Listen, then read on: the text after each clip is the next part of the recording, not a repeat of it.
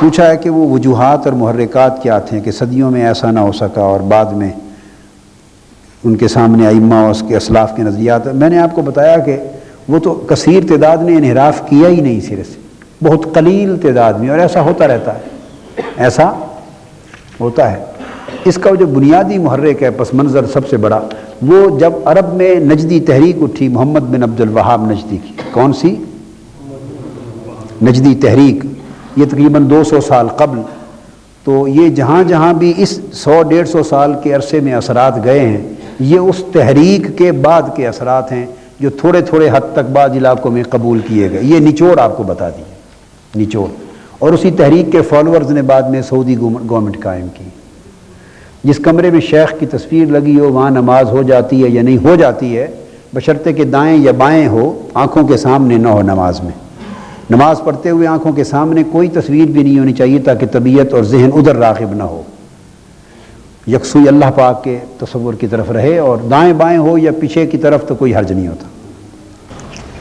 نحمدہ ونصلی ونسلم علی سیدنا و مولانا محمد رسولہ النبی الامین المکین الحنین الکریم الرؤوف الرحیم. اما بعد، بسم اللہ الرحمن الرحیم. یا ایھا الذین آمنوا کتب علیکم القصاص فی القتلی. صدق اللہ مولانا العظیم. اللہ جل مجدہ کی توفیق سے ہم نے آج جس آیہ کریمہ کے ایک حصے کی تلاوت کی اور یہاں سے اپنے اگلے مضمون درس کی ابتدا کر رہے ہیں، وہ قانون قصاص کی بنیاد ہے. قصاص جس کو انگریزی زبان میں لا آف ریٹیلیشن کہتے ہیں. ارشاد فرمایا تم پر خون کا بدلہ، ان لوگوں کے خون کا بدلہ یعنی قصاص فرض کیا گیا ہے جو ناحق قتل کیے جائیں.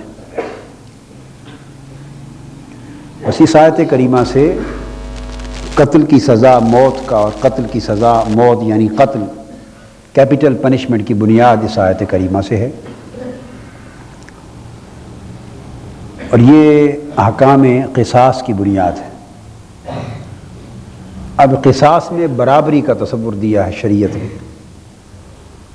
آگے فرمایا الحر بالحر، آزاد کے بدلے آزاد، والعبد بالعبد، غلام کے بدلے غلام، والانثى بالانثى، اور عورت کے بدلے عورت. اب یہاں سے یہ معلوم ہوتا ہے کہ اسلام کے جو احکام ہیں سزا کے، ان کی بنیاد پھر برابری پر ہے. احکام سزا اور قوانین عقوبت، جو عقوبات ہیں اور حدود ہیں اور قصاص، ان کی بنیاد برابری پر ہے. کسی کی مالی حیثیت پر نہیں ہے، کسی کے سوشل سٹیٹس پر نہیں ہے، اس شخص کی اپنی ذاتی جنس پر، اس کی نوع پر، اس کے اوپر ہے. فمن عفی لہ من اخیہ شیء فاتباع بالمعروف. پھر اگر اس کو یعنی قاتل کو اس کے بھائی یعنی مقتول کے وارث کی طرف سے کچھ قصاص معاف کر دیا جائے تو چاہیے کہ بھلے دستور کے موافق پیروی کی جائے. اب یہاں سے یہ بھی معلوم ہوا کہ اس قصاص کو معاف کرنے کا حق بھی ورثاء کو ہے.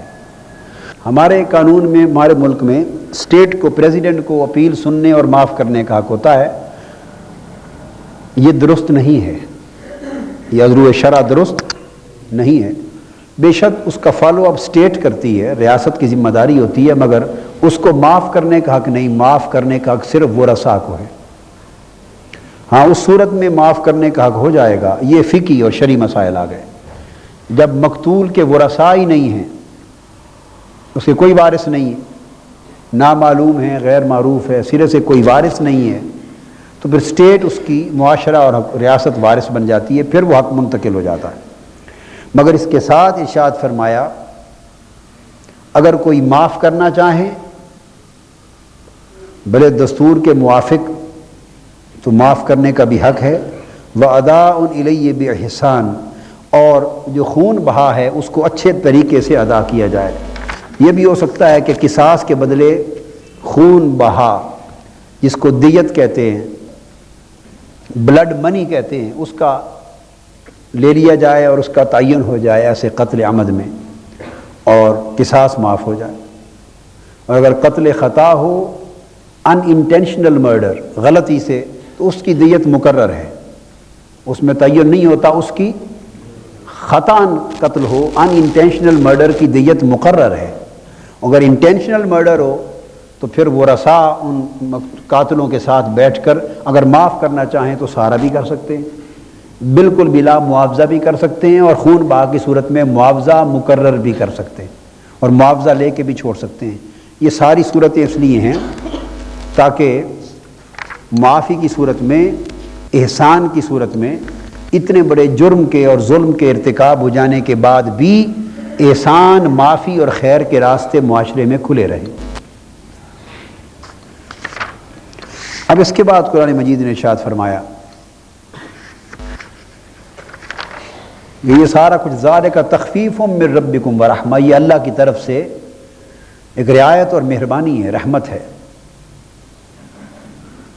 آگے ارشاد فمن اعتدی بعد ذلک فلہ عذاب علیم، اور پس جو کوئی اس کے بعد زیادتی کرے اس کے لیے دردناک عذاب ہے۔ اگلی آیت میں یہ جو قصاص ہے، بدلہ لینا، اس کی اہمیت اور اس کی افادیت معاشرتی سطح پر بھی، انفرادی سطح پر اس کا ذکر کیا جا رہا ہے۔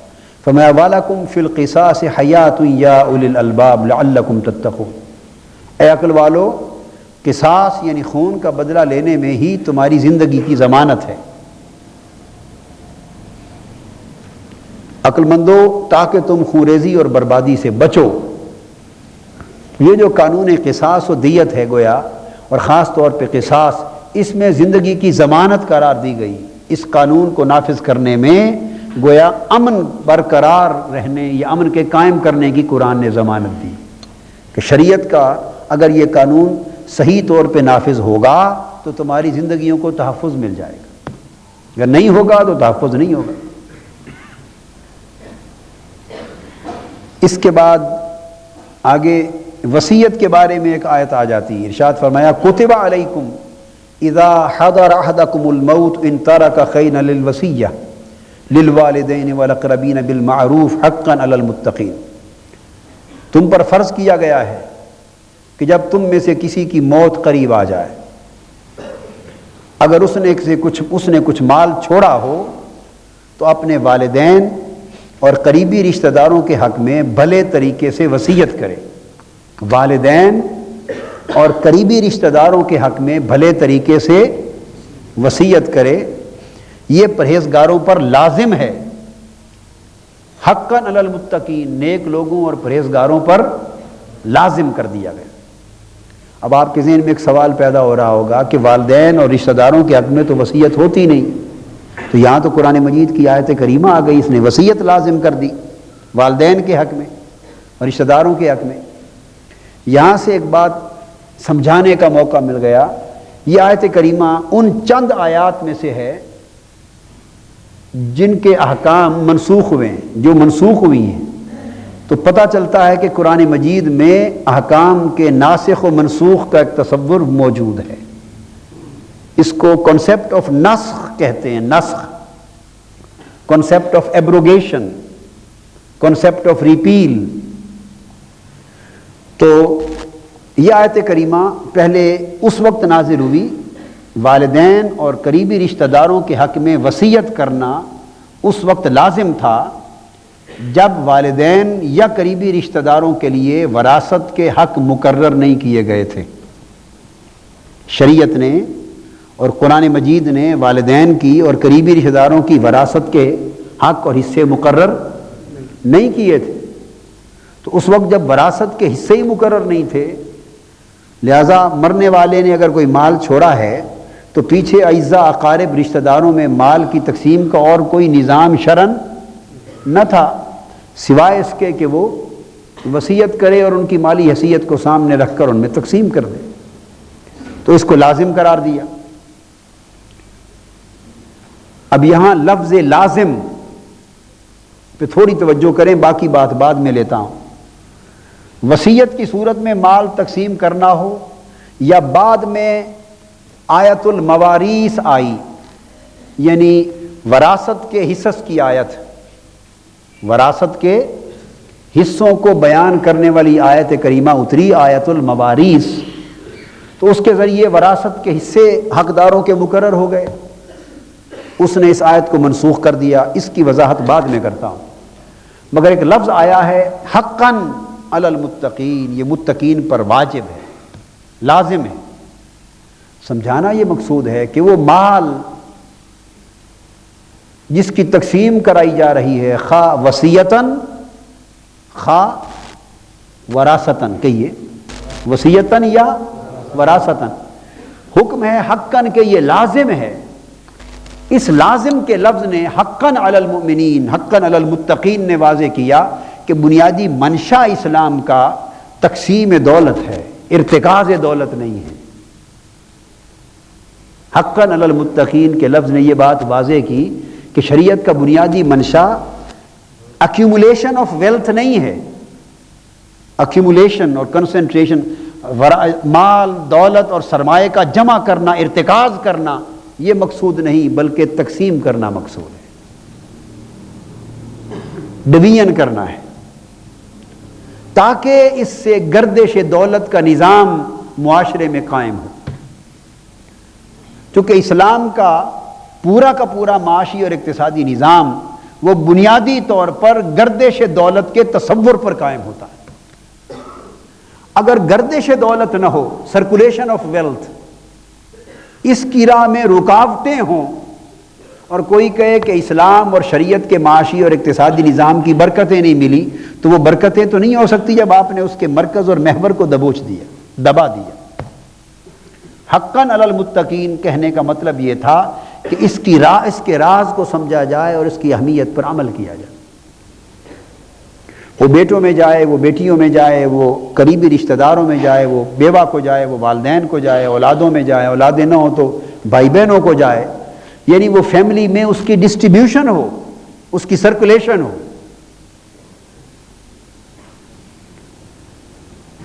تاکہ ارتکاز کا رجحان اور ایکیومولیشن کا ختم ہو سکے۔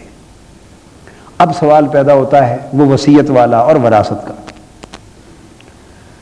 تو جب وراثت کی آیت اتر آئی اور اس نے والدین کے بھی اور اعزاء اقارب کے بھی، رشتہ داروں کے بھی، قریبی کے سب کے حصے وراثت کے مقرر کر دیے، تو اس وقت یہ آیت منسوخ ہو گئی، اور حضور علیہ السلام نے فرمایا ان اللہ اعطا کل ذی حق حقہ فلا وصیۃ لوارث۔ اللہ تعالیٰ نے ہر حقدار کو اس کا حق دے دیا ہے، بس اب کسی وارث کے حق میں وصیت نہیں ہوگی۔ اس حدیث پاک نے اس کو الیبوریٹ کر دیا۔ تو آیت وراثت نے جو آگے سورہ نساء میں ہے، آیت وراثت نے اس آیت وصیت کو من وجہ منسوخ کر دیا۔ اب مفسرین نے، یہ فقہاء نے تو فقط اتنا ہی لکھا ہے کہ یہ آیت منسوخ ہو گئی آیت وراثت سے۔ یہ اساتذہ کرام اور طلباء اس میں توجہ کریں۔ اہل علم نے تو اتنی بات کر دی کہ یہ آیت وراثت کے ذریعے منسوخ ہو گئی، مگر اس آیت کریمہ کے ہمہ پہلو اس پر توجہ کرنے سے معلوم یہ ہوتا ہے، اور میری عاجزانہ اور طالب علمانہ رائے یہ ہے کہ یہ آیت کاملاً منسوخ نہ ہوئی، من وجہ منسوخ ہوئی، جزون ہوئی، جزون باقی رہی، جزون ہوئی، جزون باقی رہی۔ اور یہ چیز اس لیے، اس تصور کو، اس فرق کو سمجھنا اس لیے ضروری ہے کہ اس سے منسوخ آیات کی بھی شرعی افادیت قرآن میں باقی رہ جاتی۔ اگر وہ ہر اعتبار سے منسوخ آیات منسوخ ہو جاتی اور ان کا جو تعلق نفاذ کا تعلق ہے وہ بالکل معطل ہو جاتا اور کلیتاً منسوخ ہو جاتی، تو ان آیات کریمہ کی خالی لفظی تلاوت رہ گئی تھی، کوئی حکمی افادیت سرے سے باقی نہیں رہتی۔ یہ آیات کریمہ جن کو اللہ پاک نے لفظاً نہیں اٹھایا، قرآن سے برقرار رکھا، ان کے حق میں یہ تصور درست نہیں ہے کہ ان کی کوئی حکمی افادیت ہی سرے سے باقی نہ رہے، نہیں، ایسی بات نہیں۔ اب یہ بھی ایک علم کے اور فن کے ارتقاء کی چیزوں میں سے ہے. جو جو ارتقاء ہوتے ہیں تو چیزیں ڈیولپ ہوتی ہیں. منسوخ کس حد تک ہوئی اور کس حد تک باقی رہی؟ منسوخ صرف اس حد تک ہوئی للوالدین والاقربین بالمعروف، کہ اگر مرنے والا کوئی مال چھوڑ چکا ہو یا چھوڑ کے جا رہا ہو تو اس کے لیے یہ ہے کہ وہ اپنے والدین اور قریبی رشتہ داروں کے حق میں بھلے طریقے سے وراثت کرے. یہ جو حصہ ہے للوالدین والاقربین بالمعروف، والدین اور ان رشتہ داروں کے حق میں جن کو شریعت نے وارث بنا دیا، اس حد تک یہ آیت منسوخ ہو گئی. لہذا والدین اور ورثاء کے حق میں، وارث رشتہ داروں کے حق میں وصیت کرنا ممنوع قرار دے دیا گیا. اور آگے تھا حقاً علی المتقین، یہ منسوخ ہو گیا کہ ان کے حق میں وراثت نہیں ہوگی مگر باقیوں کے لیے وراثت ہوگی. چونکہ اگر یہ ساری کی ساری آیت منسوخ تصور کر لی جائے تو حکم وصیت کی بنیاد مٹ جاتی ہے، باوجود اس کے کہ آگے بعض آیتوں میں آیا کہ وصیت کے ادا کر، وصیت کے ہو جانے کے بعد یہ وراثت تقسیم کرو، من بعد وصیت یوصی بہا او دین، اس کے بعد کرو. مگر وہ بات کا مسئلہ تو تب پیدا ہوتا ہے کہ بنیادی حکم وصیت رہ گیا ہو. لہذا بنیادی حکم وصیت کے لیے یہ آیت نص اور دلیل ہے. اور دوسری منسوخی اس کی ہوئی کتب علیکم، کہ تمہارے اوپر فرض کر دیا گیا ہے. اس سے پہلے وصیت کرنا فرض تھا، اب فرض نہ رہا. فرض استحباب بن گیا، مستحب رہ گیا، مباح ہو گیا، جائز ہو گیا، مرنے والے کا حق ہو گیا. اور بعض معاملات میں یہ مباح ہو گیا. اب یہاں ایک نکتہ سمجھاتا ہوں آگے چل کے. لہذا اس کا حق برقرار رہا اور جو رشتہ دار وارث نہ ہوئے ان کے حق میں وصیت کا حکم بھی برقرار رہا. والدین اور ورثاء کے حق میں منسوخ ہو گیا اور فرضیت وصیت کی منسوخ ہو گئی. اب یہاں اس دور جدید میں ایک سوال پیدا ہوا، یہ نوجوان اور اہل علم پڑھے لکھے افراد کے لیے خاص طور پر ہے. یہ مسئلہ پرویز صاحب نے اٹھایا تھا، غلام احمد پرویز نے کسی زمانے میں، اور پھر اور بھی بہت سارے لوگوں نے اس کو لے لیا، اور پھر پاکستان کی حکومت نے بھی اس کو لے لیا، اور اس کے جو احکام فیملی لاز بنے اس میں، اور اس کی کئی دشواریاں پیدا ہوں. اور اب بھی کئی لوگ جو شریعت کے پورے احکام وراثت و وصیت کو نہیں سمجھتے وہ مغالطے میں رہتے ہیں. اور کئی بار سوال ہوتا ہے، وہ یتیم پوتے کی وراثت کا مسئلہ ہے. وہ یہ کہتے ہیں کہ معاذ اللہ دیکھو شریعت نے یتیم پوتے کو حق ہی نہیں دیا کوئی. یتیم پوتا اسے کہتے ہیں کہ ایک دادا اے دادا ہے، بی اور سی اس کے دو بیٹے.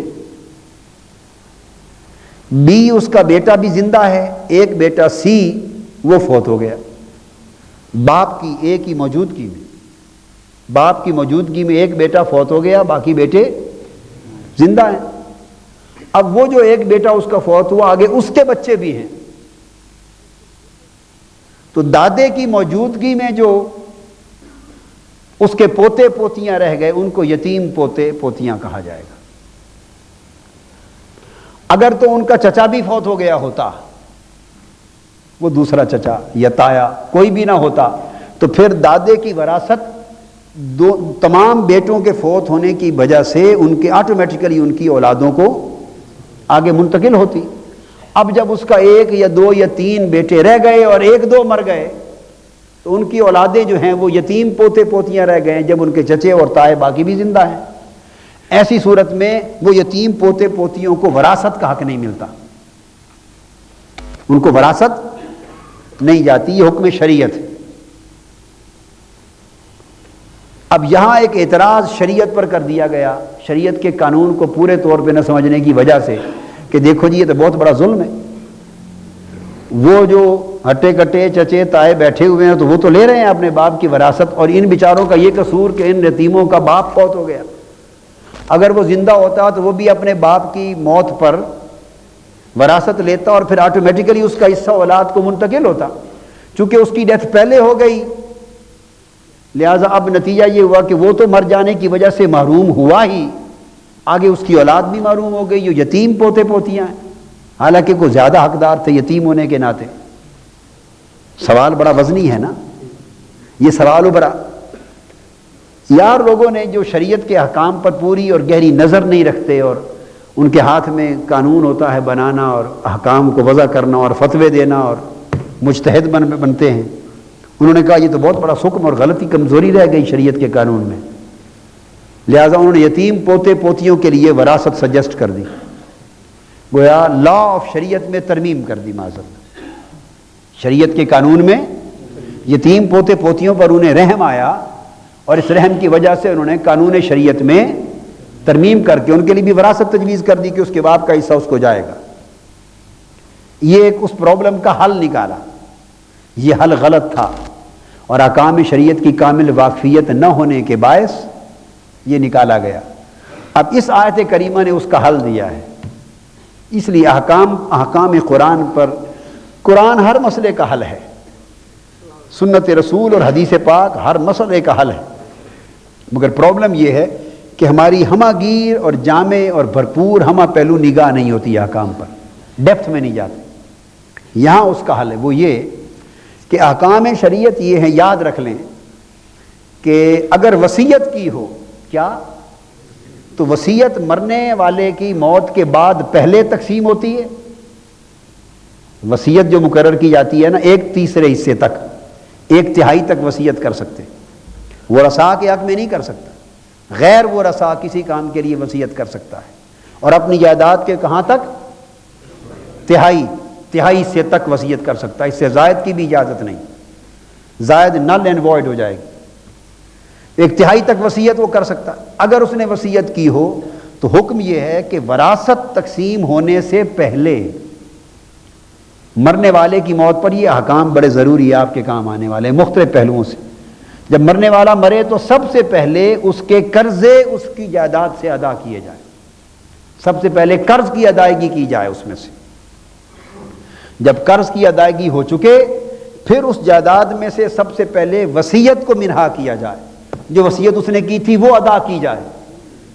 جب وہ 1/3 وصیت ادا کی جا چکے اور اس کے بعد جو جائیداد بچے، اب اس پر احکام وراثت کا اطلاق ہوگا۔ وراثت کا حکم تقسیم وصیت کے، اجراء وصیت کے بعد ہوگا، یہ بنیادی ترتیب ہے، قرض پھر وصیت پھر وراثت، ترتیب یہ ہے۔ اب اس آیت کریمہ نے نقطہ یہ سمجھایا کہ اگر وہ بچے یتیم پوتے پوتیاں رہ گئے تو یہ الزام شریعت پہ تم نے کیوں دھر دیا، لوگوں نے یا ناسمجھ اہل علم نے، ناسمجھ عالموں نے نام نہاد یہ الزام کیوں دھر دیا کہ قرآن نے، حدیث نے اور شریعت نے معاذ اللہ یتیم پوتے پوتیوں پر رحم نہیں کھایا؟ بھئی آپ کی عقل میں بات نہیں آئی، قرآن جیسا رحم کرنے والا کون ہے؟ کو اللہ سے بڑا بھی رحم کرنے والا ہے یتیموں پر، جس نے جا بجا حکم یہ دیے ہیں کہ خبردار یتیموں کو پالنا اور یتیموں کی کفالت کرنا، اور حضور نے فرمایا جو یتیموں کی کفالت کرتا ہے وہ اور میں قیامت کے دن جنت میں اس طرح ہوں گے، انا وکافل الیتیم کہاتین، میں اور یتیم کی کفالت کرنے والا، یتیم کو پالنے والا آخرت میں اس طرح اکٹھے ہوں گے۔ تو جو اللہ اور اللہ کا رسول یتیم کو پالنے کی اتنی فضیلت بیان کرتا ہے، یہ خیال کیسے آ گیا کہ اس نے یتیم پوتے پوتیوں کو نظر انداز کر دیا ہوگا؟ پرابلم کیا ہے؟ ہماری نظر گہری اور ہمہ گیر نہیں ہوتی۔ ہم نے یہ نظر انداز کر دیا کہ شریعت کا جو قانون وراثت ہے، اس قانون وراثت میں قانون وصیت بھی اسی کا حصہ ہے۔ قانون وصیت قانون وراثت کا حصہ ہے، اور وصیت کا اجراء پہلے ہوتا ہے، وراثت کا اجراء بعد میں ہوتا ہے۔ تو جن بچے بچیوں کا باپ اپنے دادا کی موجودگی میں، ان بچوں کے دادے کی موجودگی میں فوت ہو گیا اور ان کے چچے تائے بھی موجود تھے، تو وہ وراثت سے محروم ہوئے ہیں، وصیت سے تو محروم نہیں ہوئے، چونکہ شریعت نے فرمایا، حضور علیہ السلام نے، ان اللہ اعطى كل ذی حق حقہ فلا وصیۃ لوارث۔ اللہ پاک نے جن جن رشتہ داروں کو وراثت کا حق دے دیا ہے، اب ان وارثوں کے حق میں وصیت نہیں۔ تو جب یتیم پوتے پوتیوں کو ان کے باپ کے جب تک باپ زندہ تھا تو ان کا باپ وارث تھا، جب ایسی صورت میں ان کا باپ مر گیا اور وہ پوتے پوتیاں یتیم ہو گئے تو ان کے باپ کے مرنے سے شریعت کا رحم بڑھ گیا کہ وہ یتیم ہو گئے، تو شریعت نے دراصل وراثت میں سے ان کا حصہ نکال کر یہ کرم کیا کہ انہیں وصیت کے دائرے میں داخل کر دیا۔ اگر وہ وراثت میں رہتے، وارث رہتے، تو ان کے حق میں دادا وصیت چاہتا بھی کہ یتیم رہ گئے ہیں میرے ایک بیٹے کی اولاد، تو ان کے حق میں وصیت کروں۔ اگر عذر شرع وہ وارث رہتے، وراثت کے حقدار رہتے، تو وہ چاہنے کے باوجود وصیت نہ کر سکتا، تو کیا ہوتا؟ چاچے تائے سارے لے جاتے اور ان کے باپ کا حصہ آگے تقسیم ہوتا، یتیموں کے حصے میں کمپیریٹیولی پھر تھوڑا تھوڑا آتا، پھر پہلے وصیت تقسیم ہوتی، پھر وراثت آتی، وراثت میں وہ جو بیٹے تھے صاحب ظاہر ہے وہ کمپیکٹ زیادہ لے جاتے، پھر ان کے باپ کا جو حصہ تھا وہ پھر آگے ان یتیموں میں تقسیم ہوتا، تو ان کو تھوڑا حصہ ملتا۔ شریعت نے ان کی یتیمی کا لحاظ کرتے ہوئے ان کے باپ کی ڈیتھ سے فوراً ان کو دائرہ ورثاء سے نکال لیا۔ نکالنے کو ناسمجھوں نے سمجھا کہ ظلم ہوا، اللہ نے رحم کھایا، نکالا اور کیا کر دیا؟ وصیت کی کیٹیگری میں ڈال دیا۔ اب یہاں سوال ہوتا ہے کہ اگر دادے نے وصیت کی ہی نہیں، وہ مر گیا اور اس نے ان کے لیے چلو یہ تو بات ہو گئی کہ ان کو شریعت نے وارثوں سے نکال کر وصیت کا حقدار بنا دیا، وصیت کا حقدار بنا دیا، مگر اب وہ وصیت ملے گی تو تب نہ کہ اگر وہ دادا مرنے سے پہلے ان کے حق میں وصیت کرے، اگر اس نے کی نہیں تو پھر کیا ہوگا؟ تو حقدار بننے سے ان کو کیا ملا جب وصیت ہی نہیں کی؟ یہاں یہ آیت کریمہ کام آئے گی۔ اس طرح لیجسلیشن ہوتی ہے، قانون سازی ہوتی ہے، یہ طریقہ ہے، یہ قانون سازی۔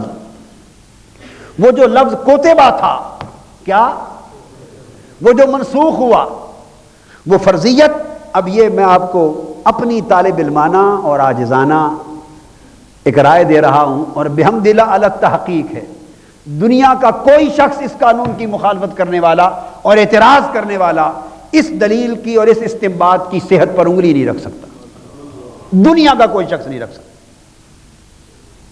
آپ سمجھ گئے؟ یہ جو میں نے بتایا تھا کہ فرضیت وصیت کی منسوخ ہوئی تھی اور والدین اور وارث رشتہ داروں کے حق میں منسوخ ہوئی تھی، اب میں نے اب لفظ کیا من وجہن، بعض امور میں منسوخ ہوئی آیت اور بعض امور میں برقرار رہی۔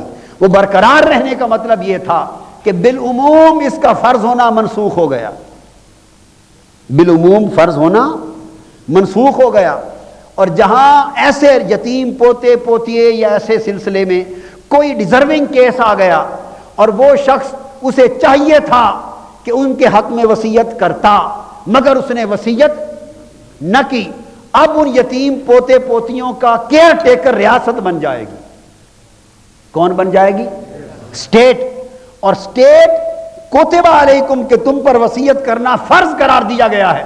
آیت کریمہ کے اس لفظ کی مدد سے اسٹیٹ یہاں لازمی وصیت کا قانون جاری کر دے گی، حقاً علی المتقین، کہ یہ لازم ہے وصیت کرنا اور فرض کیا گیا ہے۔ یہ جو آیت کی ابتدا اور انتہا میں، شروع اور آخر میں دو لفظ اس کی فرضیت کے آئے ہیں، کمپلسری کر رہے ہیں، لہذا وہ compulsory law of compulsory testament and bequest, لازمی وصیت کا قانون جاری کر دے گی، اور وہ بوڑھا وارث دادا وصیت ان یتیم پوتے پوتیوں کے حق میں کرے یا نہ کرے، اگر یہ غریب تھے اور مستحق تھے تو لازماً ریاست ان کا کیئر ٹیکر بن کے 1/3 تک لازمی قانون وصیت کے تحت، اس آیت کریمہ کے تحت ان کو اجرا کر دے گی، اور اس کے بیٹے وہ جو چچے تائے تھے ان کی وراثت کی تقسیم روک لی جائے گی۔ سب سے پہلے دادا کی جائیداد میں سے 1/3 تک ساری یتیموں کو دیا جائے گا، 1/3 میں سے یتیموں کو دے کر بقیہ جو جائیداد ہوگی وہ پھر ان کے وارثوں میں تقسیم کی جائے گی احکام کے مطابق۔ تو قرآن مجید میں آپ دیکھیے کہ احکام نسخ میں جو آیتیں منسوخ کر دی ان کے بھی کتنے فیض اور کتنی برکتیں برقرار ہیں، منسوخ آیتوں کی بھی کتنی برکتیں امت کے لیے برقرار ہیں، اور ان سے بھی لیجسلیشن ہوتی ہے، ان سے بھی لیجسلیشن ہوتی ہے، تطبیق کی صورتیں بھی ہیں اور مزید اس کے ارتقاء کی صورتیں بھی ہیں۔ لہٰذا یہ اس مسئلے کا بہتر حل ہو گیا اور قرآن مجید کی نص سے عین احکام شریعت کی روح اور قرآن کے مطابق ہوا۔ اس کے بعد آگے قرآن مجید نے روزوں کا ذکر کیا، فرمایا یا ایھا الذین آمنوا کتب علیکم الصیام کما کتب علی الذین من قبلکم لعلکم تتقون، اے ایمان والو تمہارے اوپر روزے اسی طرح فرض کیے گئے جیسے تم سے پہلے لوگوں پر فرض کیے گئے تھے، پہلے لوگوں پر بھی روزے فرض کیے گئے تھے، سو تم پر بھی فرض کر دیے گئے۔ اور مقصد روزوں کی فرضیت کا کیا ہے؟ لعلکم تتقون، تاکہ تم تقوی والے بن سکو، پرہیزگار بن سکو۔ اب لعلکم تتقون تاکہ تم پرہیزگار بن سکو، یہاں ایک راز سمجھا دیا کہ اللہ پاک کے جتنے احکام ہیں، جتنے احکام اور فرائض ہیں وہ مقصود بالذات نہیں ہوتے، ہر حکم کا آگے ایک مقصود ہوتا ہے، ہر حکم کی فرضیت کا ایک مقصود ہوتا ہے۔ تو گویا روزہ سحری سے لے کے افطاری اور غروب آفتاب کے وقت تک کھانے پینے اور دیگر بعض بشری تقاضوں سے پرہیز کرنا اور بند رہنا اور کھانا پینا بند کر دینا، بھوکا پیاسا رہنا، یہ مقصود بالذات نہیں ہے۔ اللہ کو اس سے کیا حاصل ہوتا ہے کہ آپ اگر کھا لیں تب اس کا کیا بگڑتا ہے، نہ کھائیں تو اس کو کیا کیا مل جاتا ہے؟ اس کے خزانے میں نہ آپ کے کھانے سے کمی آتی ہے اور نہ ایک دن نہ کھانے سے، ایک مہینہ نہ کھانے سے اس کے رزق میں کوئی اضافہ ہوتا ہے، خزانے میں نہیں۔ نہ وہ اپنے لیے کچھ فرض کرتا ہے اور نہ آپ کو بھوکا پیاسا رکھنا اس کا کوئی مقصد ہے۔ یہ سارا عمل کیوں ہے؟ لعلکم تتقون، یہ دراصل ذریعہ ہے، وسیلہ ہے۔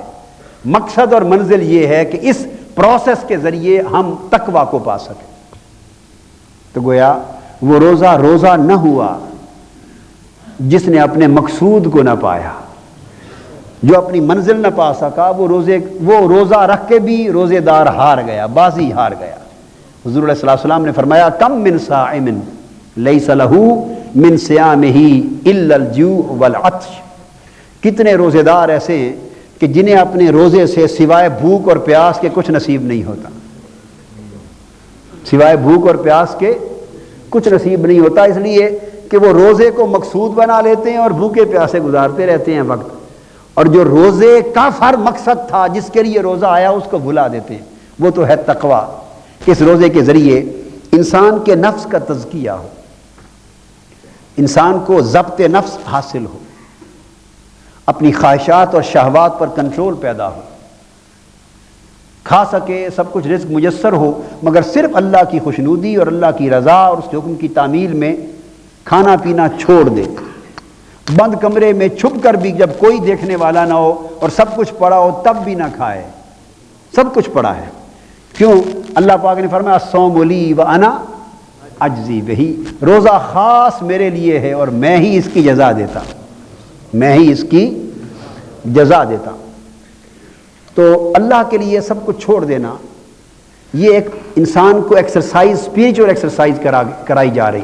اس کے طبی فوائد تو ہیں، وہ تو سائنس اور ڈاکٹرز بیان کرتے رہتے کہ ہارٹ پیشنٹس کے لیے کیا فائدہ، بلڈ پریشر والوں کے لیے خاص طور پہ بلڈ پریشر والوں کے کیا فائدہ، دیگر بے شمار ہیں، مگر روحانی اعتبار سے یہ کہ اس سے تقویٰ پیدا ہو، پرہیزگاری پیدا ہو، ضبط نفس پیدا ہو، صبر پیدا ہو، اور بھوکے پیاسے رہنے والوں کا کچھ احساس ہو، ساتھ اس کے ذریعے پھر کوئی افطاری کرائے، کوئی سحری کرائے، انفاق ہو، صدقہ ہو، خیرات ہو، کھانا پکائیں، تو اس سے ساری خیر کے پہلو پیدا ہوتے ہیں، اور پھر اس میں ایک عبادت کا ماحول بنتا ہے۔ اور انسان کو چاہیے کہ روزے کے دنوں میں کاروبار کے معمولات میں کچھ کمی ضرور لائے، کاروبار اور تجارت کے وہ سارا سال چلتے رہتے ہیں، مگر اس مہینے میں ان میں کچھ کمی لائے اور کچھ وقت معمول سے ہٹ کر عبادت کے لیے زیادہ وقف کرے، عبادت کے لیے زیادہ وقف کرے کچھ وقت۔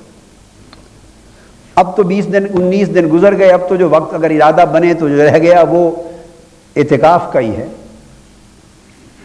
ایک ہمت ہے جو کر سکے، جو کاروبار میں بہت پھنسے ہوئے ہیں اور ہائیلی انگیجڈ ہیں، ان کے لیے بڑا مجاہدہ ہے کہ اعتکاف کی ہمت کریں۔ ہے ایسی کوئی بات نہیں، اللہ آپ سوچئے خدا نہ کرے کبھی کوئی آدمی بیمار ہو جائے تو 10 دن بستر پہ بھی تو گزار لیتا ہے، ہاسپٹل خدا نہ خواستہ اچانک جانا پڑ جائے اور ڈاکٹر روک لیں تو 10 دن اسپتال بھی تو گزر جاتے ہیں۔ اگر ڈاکٹر کہیں میں ہاسپٹل ایڈمٹ کرتا ہوں 10 دن آپ نہیں جا سکتے، ہم کیا بگاڑ سکتے ہیں ان کا؟ بس ہم پابند ہو گئے، پھنس گئے، تب بھی تو وہ کاروبار چلتا ہی رہے گا نا۔ اس طرح کئی معاملات انسانی زندگی میں آتے ہیں، کبھی انسان سیر و تفریح کے لیے چلا جاتا ہے کہیں باہر سفر پہ، تو کاروبار چلتا ہی رہتا ہے، دنیا چلتی رہتی ہے، جب کوئی شخص نہیں ہوتا تب بھی چلتا رہتا ہے، جب ہم نہیں تھے تب بھی چلتا تھا، جب ہم نہ ہوں گے تب بھی چلے گا۔ یہ تو خود ساختہ تصورات ہیں جی، بس کہ وہ میرے بغیر چل سکتا نہیں، اتنے دن پاسبل نہیں، نکلنا ممکن نہیں۔ میں اس مفروضے کو نہیں مانا کرتا، میرا ایک جواب ہوتا ہے سب کچھ ممکن ہے، کیا ناممکن ہے دنیا میں؟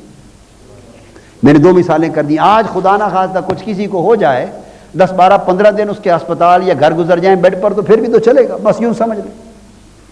یہ بھی 10 دن ایڈمٹ ہو گیا اللہ کے ہسپتال میں، یہ 10 دن اللہ کے ہسپتال میں ایڈمٹ ہو گیا، داخلہ لے لیا اس نے۔ اور اس میں اللہ کی راہ میں آدمی وقت لگا دے تو یہ بھی تجربہ ہے، اور اللہ فرماتا ہے کہ بگڑتا کچھ نہیں، کچھ اللہ پاک غیب سے دے دیتا ہے، صرف یہ کہ عزم کرنا، بس تھوڑی سی اتنی بات ہے۔ لعلکم تتقون، بس تم پرہیزگار بن جاؤ۔ یہ مہینہ تمہیں ایک خاص ماحول پیدا کرنے کے لیے عطا کیا ہے، اس لیے دیا ہے۔ اس میں انسان ضبط کرے، محنتیں کرے، اپنے نفس کا تزکیہ کرے، عبادات کرے، کچھ دیر دنیا کے کام کاج اور دنیا کی تلویث سے اور دنیا کے معاملات سے اور گرد و غبار سے الگ تھلگ ہو کے کچھ عرصہ ذرا ایک خاص ماحول میں چلا جائے۔ جیسے یہ اسپریچول ہنی مون ہے، یہ اسپریچول ہنی مون ہے۔ آپ جب شادی کرتے ہیں نا بچوں کی، اس کے بعد ان کو ٹکٹس دیتے ہیں، چلو بیٹے باہر ذرا ہو آؤ، بچے جاتے ہیں، لوگ جاتے ہیں، ہنی مون مناتے ہیں، ذرا آج چھٹیاں، کاروبار، تجارت، فیکٹریز میں بچے سالانہ ان کی چھٹی ہوتی ہے، ریکریشنز ہوتی ہیں کہ چلو بھی چھٹی ہے، سال بھر محنت کی ریکریشن پہ جا رہے ہیں، تو ہر چیز میں ایک تصور ہے۔ ویسٹرن ورلڈ میں لوگ ویکینڈ بنانے چلے جاتے ہیں، ویکینڈ کے لیے لانگ ویکینڈ آ گیا چلے جاتے ہیں۔ دنیا میں ہر کوئی دنیا کے کام کاج اور مشغول معمولات سے ایک مرتبہ جان چھڑاتا ہے، مینٹل سیٹسفیکشن کے لیے، کنسولیشن کے لیے، ریکریشن کے لیے، علیحدہ ہر چیز بھول جاتا ہے۔ وہاں آدمی کوئی سمندر کے کنارے چلے جاتے ہیں لوگ، تو سمندر کے کنارے کیا ہوتا ہے؟ جا کے بیٹھتے ہیں اور لہروں کو دیکھتے ہیں۔ یہاں بھی لہریں ہوتی ہیں، یہاں بھی ایک سمندر ہے، اور یہاں بھی موجیں ہوتی ہیں، اور یہاں بھی کنارے ہیں، اور یہاں بھی بہت کچھ نظر آتا ہے۔ نور کی موجیں ہیں، نور کی لہریں ہیں، ایک روحانی سمندر ہے، لوگ اس میں کوئی تیر رہے ہیں، کوئی غوطہ زن ہیں، طرح طرح کے احوال ہیں۔ تو اس ریکریشن پر بھی آنا چاہیے، سال میں 10 دن۔ علامہ اقبال کہتے ہیں مصطفیٰ اندر ہیرا خلوت گزید، مدت جز خویشتن کس را ندید۔ حضور علیہ الصلوۃ والسلام، آقا علیہ السلام جیسی ہستی شہر مکہ کی رونقیں چھوڑ کر 10 دن، 15 دن، مہینہ، 40 دن کے لیے غار ہیرا کی خلوت قدے میں چلے جاتے تھے۔ آقا علیہ السلام خلوتوں میں چلے جاتے، اور پھر یہی خلوت کی جو یاد تھی، اور پھر مدت جز خویشتن کس را ندید، پھر بڑی مدت تک بس کوئی اور نظر نہ آتا تھا، صرف اپنے آپ کو دیکھتے تھے۔ جز خویشتن، صرف اپنے آئینہ قلب میں اپنے آپ کو دیکھتے تھے، اپنے سوا اور کسی کو دیکھتے نہ تھے۔ اور اپنے آپ کو کیوں دیکھتے تھے؟ اس لیے کہ خلوت میں بیٹھ کر اپنے آپ میں جھانکنے سے وہ نظر آتا تھا۔ من عرف نفسہ فقد عرف ربہ، تو اندر من میں، اپنے من میں ڈوب کر پا جا سراغ زندگی۔ تو اگر میرا نہیں بنتا نہ بن، اپنا تو بن۔ اور پانی پانی کر گئی مجھ کو کلندر کی یہ بات، تو جھکا جب غیر کے آگے، نہ من تیرا نہ تن، نہ تن تیرا نہ من۔ تو سال کے 11 مہینے ہم غیر کے آگے جھکتے رہتے ہیں، یعنی سارا دن اور رات کاروبار، تجارت، دنیا، اولاد، بچے، گھر، خاندان، دنیا کے معاملات میں ساری زندگی صبح سے شام کر دینا، یہ غیر کے سامنے ہی تن اور من اور دماغ اور دل جھکا پڑا ہے۔ 10 دن نکال کر خالص کر لیے جائیں ایک خلوت میں، کہ صرف ایک محبوب کی دہلیز ہو اور جبیں ہو۔ بس اس کے ورد ہوں، اس کی یادیں ہوں، اس کے تذکرے ہوں، اس کے نغمے ہوں، ایک خاص ماحول میں انسان چلا جائے. اور یاد رکھیے کہ جو ترقی ایک خاص ماحول میں ہوتی ہے وہ تنہا نہیں ہوتی، ماحول سے ترقی ملتی، ماحول سے. اس لیے تو صحبت کا حکم دیا. کیا؟ صحبت کا. کونوا مع الصادقین، سچوں کی معیت میں چلے جایا ہو جایا کرو. اور وَاصْبِرْ نَفْسَكَ مَعَ الَّذِينَ يَدْعُونَ رَبَّهُمْ بِالْغَدَاةِ وَالْعَشِيِّ يُرِيدُونَ وَجْهَهُ، جو لوگ صبح و شام اپنے رب کو پکارتے اور اس کے مکھڑے کے طالب رہتے ہیں، تم اپنی جانوں کو ان کے ساتھ جمع دیا کرو، ان کے ساتھ جڑ بیٹھا کرو، ان کے ساتھ جڑ بیٹھا کرو. گرد مستاں گرد گر میں کم رسد بوئے رسد، بوئے او گر کم رسد رویت شام بسست. جو مست لوگ ہیں جنہوں نے شراب عشق الہی پی ہے اور جن کو نشہ آ گیا ہے اس کی محبت اور معرفت کا، ان مستوں کے گرد تو بھی گھوما کر، ان مستوں کے گرد تو بھی گھوما کر، کہ ان کے گرد گھومنے سے کبھی نہ کبھی تو کوئی گھونٹ شراب کا تمہیں بھی مل جائے گا. اور اگر ایک گھونٹ شراب کا نہ بھی ملا، ایک گھونٹ شراب کا نہ بھی ملا، تو تب بھی اپنے آپ کو مایوس اور محروم نہ سمجھ، بو تو آ ہی جائے گی نا. ہائے ہائے، جب کوئی میخانے میں جا کے بیٹھتا ہے میکدوں کے ساتھ ایک خاص ماحول میں جہاں جام پہ جام لٹائے جا رہے ہوں، چلو جام آپ کے ہاتھ تک نہ پہنچے گا انسان، تیری باری تک جام اگر نہ آئے تو کوئی بات نہیں، بو تو کہیں نہیں گئی نا، اس فضا سے بو تو آ ہی جائے گی. اور پھر وہ کہتا ہے کہ کوئی بات نہیں اگر تجھے بو بھی نہ آئے، ممکن ہے زکام ہوا ہو، نزلہ ہو، بلاکیج ہو، کنجنکشن، اگر بو بھی نہ آئے تو وہ کہتے ہیں یہ بھی مایوسی نہ سمجھ، اگر بو بھی نہ آئے رویت شام بسست، ان چہروں کو دیکھ لینا بھی کافی ہے جو صبح و شام اس کی یاد میں مگن بیٹھے ہیں. وہ ہر اس کا ذکر کر رہے ہیں پے در پہ، اور اس کی یاد میں مست ہیں اور اس کیف و سرور میں ہیں. وہ ماحول ہے، ملائکہ اتر رہے ہیں، فرشتے اتر رہے ہیں، وہ کیف ہے، ایک ماحول ہے. اس ماحول میں بیٹھنا، اس ماحول میں اللہ اللہ سن لینا، اللہ اللہ کرنے والوں کو دیکھ لینا، یہ بھی شام بسس، یہ بھی بڑی بات ہے. انسان کو اندازہ نہیں ہوتا، اس کے بھی انوار ہوتے ہیں، اس کے بھی ذکر کرنے کے بھی انوار ہیں اور ذکر سننے کے بھی انوار ہیں، قرآن کی تلاوت کرنے کے بھی انوار ہیں اور قرآن پڑھتے ہوئے کو سننے کے بھی انوار ہیں. خود چہرہ ویسا ہو جائے بڑی بات ہے، اگر نہ ہو سکے تو ایسے چہروں کے دیکھنے کے بھی انوار ہیں، ایسوں کے دیکھنے کے بھی انوار ہیں. میں نے آپ کو نکتہ سمجھایا تھا اصحاب کہف کے کتے والا، کہ وہ کتا تھا اصحاب کہف کے کنارے 309 سال بیٹھا رہا، وہ بھی محروم نہ گیا، کتا تھا. تو انسان اگر نیکوں کے سنگ 10 دن جم کے بیٹھا رہے گا سینکڑوں ہزاروں لوگوں کے ساتھ ایک خاص ماحول میں، اللہ پاک اس کو محروم نہیں لوٹاتا واپس. اور پھر وہ یہ جا کے بیٹھتے ہی دن کہتا ہے مولا میں سب کچھ چھوڑ کر تیری دہلیز پر آ گیا، تیرا منگتا بن کر تیری چوکھٹ پر آ گیا ہوں، تیری مرضی، اب تیری مرضی ہے، تو دے دھتکار دے. پر کریموں کا شیوا نہیں ہے کہ سائلوں کو دھتکار دے، منگتوں کو دھتکار دے، خالی کوئی نہیں جاتا. ہاں بس ایک لفظ آگے ہے، اس کو کر کے ختم کرتے ہیں، وقت ہو گیا. وہ محبت بھرا لفظ آ گیا. تو یہ ماحول جو روزوں کا دیا، یہاں قرآن مجید نے ایک بڑا عجیب اور بڑا پیارا لفظ کہا ہے. وہ تفسیر کا موضوع نہیں ہے، مفسرین اس طرف نہیں گئے، اس میں بڑی پیار کی بات ہے. وہ قرآن مجید نے کہا ایام معدودات فمن کان منکم مریضا او علی سفر فعدۃ من ایام اخر. مفسرین اور فقہا اور علماء اور طرف چلے گئے. اللہ کی بھی شان ہے نا، وہ ایک بات اشارہ دے کر فوری دھیان پلٹا کے اور طرف لے گیا. فرمایا بس گنتی کے چند دن ہیں، بس تم میں سے کوئی بیمار ہو جائے، مریض ہو یا سفر پر ہو، فعدۃ من ایام اخر، تو وہ پھر دوسرے دنوں کے روزوں سے گنتی پوری کر لے، بعد میں قضا کر لے، گنتی پوری کر لے.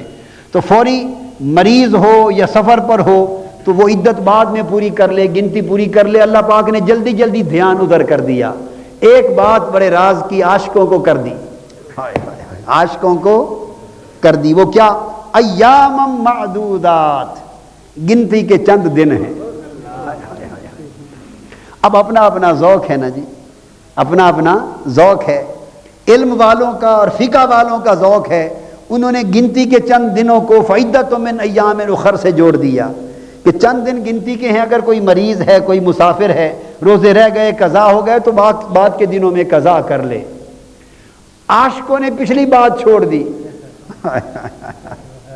اس لیے کہ آگے فرما دیا تھا وَأَن تَصُومُوا خَيْرٌ لَكُمْ، بیماری میں ہم نے تمہیں چھوٹ تو دے دی ہے، بعد میں قضا کر لینا۔ اگر کوئی بیمار کمزور ہے، بالکل بعد میں بھی قضا کی پوزیشن میں نہیں، تو فدیۃ طعام مسکین، تو فدیہ بھی ہے، کھانا کھلاتے رہے کسی مسکین کو، اگر طاقت نہیں سرے سے تو فدیہ دیتا رہے تاکہ روزے قضا نہ ہوں، اور اگر رکھ لو روزے تو اچھا ہے۔ عاشقوں نے کہا کہ یہ معافی چھوٹ دے کر بھی جب رکھنا ہی اچھا ہے تو ادھر دھیان ہی نہیں کیا، انہوں نے نگاہیں جما دی ایام معدودات، یہ گنتی کے چند دن ہیں، روزے رکھ لو۔ یہ روزے گنتی کے چند دن ہیں، اس میں کیا اشارہ کر دیا؟ فرمایا اے روزے دارو افطار کرتے ہو نا، چند دن ہیں روزے کے، بھوک اور پیاس کے، چند دن ہیں روزے رکھ لو، جلد تمہیں اپنے شربت دیدار سے افطاری کراؤں گا۔ روزے دارو چند دن ہیں گنتی کے، روزے رکھ لو، اور چند دن رہ گئے میں اپنے دیدار کے شربت سے افطاری کراؤں، اپنے دیدار کا شربت دوں گا۔ تم بھی شربتوں سے افطاری کرتے ہو نا، میں بھی شربت دوں گا، مگر میرا شربت شربت دیدار ہوگا۔ حضور علیہ السلام نے فرمایا کہ للصائم فرحتان، فرحۃ عند فطرہ، فرحۃ عند فطرہ و فرحۃ عند لقاء ربہ۔ فرمایا روزے دار کے لیے دو خوشیاں ہیں، روزے دار کے لیے دو خوشیاں ہیں، ایک خوشی عند افطارہ، اس کے افطار کے وقت کی ہے، اس کے فطور کے وقت کی ہے، یہ خوشی دن بھر کے روزے کے بعد، سردیوں کا روزہ ہو یا گرمیوں کا، مگر افطار کے وقت کھانے اور چکھنے کا ایک اپنا مزہ ہے۔ تو اللہ نے فرمایا ایک خوشی افطار کی ہے، وَفَرْحَةٌ عِنْدَ لِقَاءِ رَبِّ، دوسری خوشی دیدار کی ہے۔ ایک خوشی افطار کی ہے، دوسری خوشی دیدار کی ہے۔ ایام معدودات، گنتی کے چند دن ہیں، میں تمہیں اپنے دیدار کی افطاری کراؤں گا۔ بس پھر روزے دار لگ گئے، انہوں نے کھانا بھی چھوڑ دیا، پینا بھی چھوڑ دیا، اور روزے چھوڑے ہی نہیں، پھر لگے ہی رہے۔ ان کی بات سمجھ میں آ گئی کہ ایک افطار ہے روزے پر اور ایک دیدار ہے، بس انہوں نے افطار کو تو رسم سمجھ لیا، اس دیدار کے پیچھے پڑ گئے، اور ایسے روزے رکھے، ایسے روزے رکھے کہ روزوں نے انہیں مقام دیدار تک جا پہنچایا۔ اور پھر قیامت کے دن اور جنت میں حکم ہوگا کہ روزے داروں کو الگ کر دیا جائے گا، نمازی، حاجی، سارے ایک طرف، فرمایا جائے گا روزے باب الریان، ایک دروازہ ہے الگ جنت کا، روزے دار سارے الگ قطار بنا لیں اور اس دروازے سے گزریں۔ مولا اس دروازے سے الگ روزے داروں کو کیوں گزارا جا رہا ہے؟ تمہیں کیا خبر، باقیوں کو نعمتیں دکھا رہا ہوں، ان کو اپنا دیدار کروانا ہے۔ ان سے وعدہ کیا تھا کہ ایک افطاری ہر روز کی ہے، ایک افطاری آخرت میں ہوگی، وہ افطاری میرے شربت دیدار سے ہوگی۔ اللہ تبارک و تعالی ہمارا روزہ روزہ بنا دے، ہمیں اس روزے کی برکت سے صاحب دیدار کر دے، اور توفیق مرحمت فرما دے کہ ہم اب یہاں کا درس کل کا شاید آخری رہ گیا ہمارا، کل جمعہ ہے، جمعہ پر انشاءاللہ وہی موضوع جو بڑا اہم تھا نفس کا، اس میں کوشش کریں گے نفس لوامہ، ملہمہ اور نفس مطمئنہ کا بیان ہو جائے، مطمئنہ نفس تک اور بیان ہو جائے، پھر کچھ لالچ پیدا ہو جائے گا۔ ہم نے بھی رمضان شریف میں نفس کا بیان اس لیے شروع کیا کہ مطمئنہ تک امارہ سے بات چلے اور مطمئنہ کی تھوڑی سی جھلک مل جائے تو کچھ لالچ ہو، تاکہ شوق پیدا ہو کہ اس کے حصول کے لیے چلو ان 10 دنوں میں محنت کا آغاز کر دیں۔ تو آج میں نے عرض کیا کہ شربت دیدار کے لیے محنت کا آغاز کر دیں ہیں۔ کوئی باداموں کا شربت پیتا ہے، کوئی سندل کا شربت پیتا ہے، حکیم یونس صاحب ہمیں ہر وقت شہتوت کا شربت بنا بنا کے دیتے ہیں اور پلا جاتے ہیں، ساتھ اس کا نسخہ بھی کتاب سے لکھ کر دے جاتے ہیں۔ طرح طرح کے شربت ہیں، اور یہ ایک عاشقوں کے روزے کے لیے افطار کے علاوہ دیدار کے شربت کی افطاری ہے۔ اللہ پاک ہمیں عطا فرمائے۔ شیخ الاسلام ڈاکٹر محمد طاہر القادری کے آفیشیل یوٹیوب چینل کو سبسکرائب کریں اور بیل آئیکن کلک کریں۔